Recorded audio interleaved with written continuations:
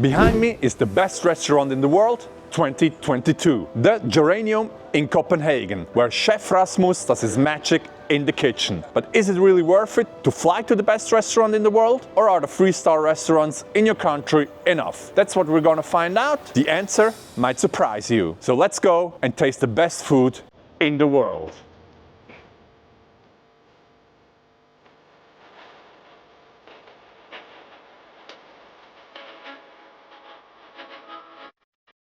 The Geranium is located inside the soccer stadium in Copenhagen. This night it hosted a rock concert. More on that later. Off to the entrance and the elevator brings you to the restaurant on the top floor. Interior is sleek, wooden, modern northern style. Everything's super clean and it has a nice view. Let's sit down and let the evening start. We got the best table in the house, right in front of the open kitchen, and I already spotted the chef. First things first, wine of our choice. Starting off with the white wine, and since I have no clue about wine, it was good. Then I had the letter to open. I liked the interactive experience. Here are the famous prices, which are not cheap. Then we got the amazingly looking amuse-bouche. Since I don't want to go through all the items, I just let the pictures speak for themselves. The entire menu is a fully meatless experience, with just vegetables from the garden and fish from the local sea. Every item had always a crunchy part to it, and with every item, someone from the kitchen added a little extra to the dish. The first disappointment of the evening was Chef Rasmus just put a spoon to our table. This was the whole interaction we had with the legendary chef. In my opinion, this is not enough. For a restaurant of this class, it's part of the experience to have a bit of conversation with the star of the restaurant. Chef Rasmus is a cooking genius. The Geranium was the first restaurant in Copenhagen who won 3 Michelin stars. Rasmus is the only chef to date who won all bronze, silver, and gold of the Bocuse d'Or award. Basically, the Oscar of cooking. Anyway, here is the masterpiece of Chef Rasmus, the abstract crab. Do you see the food blending in with the plate? Every single plate is hand designed by Chef Rasmus to fit the dish. This is incredible.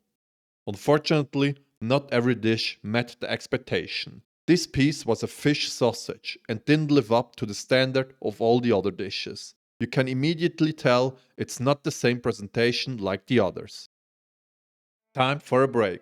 The restrooms fitted the entire style of the restaurant and it was huge. Absolutely clean and spotless. The pace of the food coming was perfect. Always enough time to digest the experience, but not too long so you get bored. What I loved about the next dish was the presentation of the raw materials at first, and then how it looked like prepared on the plate. Quite the difference. And now to my personal highlight of the night, which I never had in a restaurant before, a tour through the kitchen. Seeing behind the scenes was so interesting. Our amazing server explained everything. The wine cellar was astounding.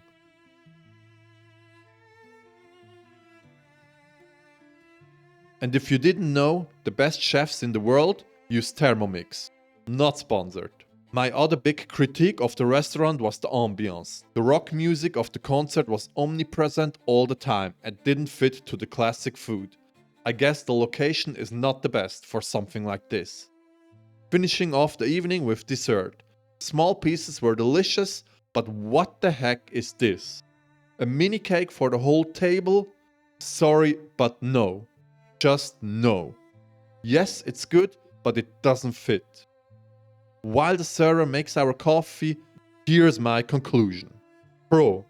Amazing artistic experience. Beautiful dishes.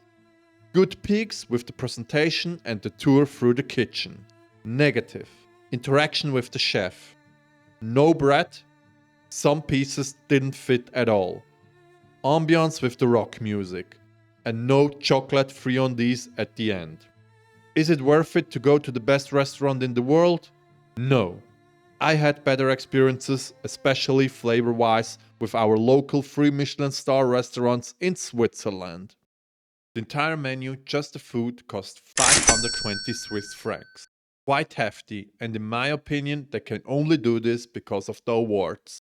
At the end, we got the small gift in a bag, self-made beer.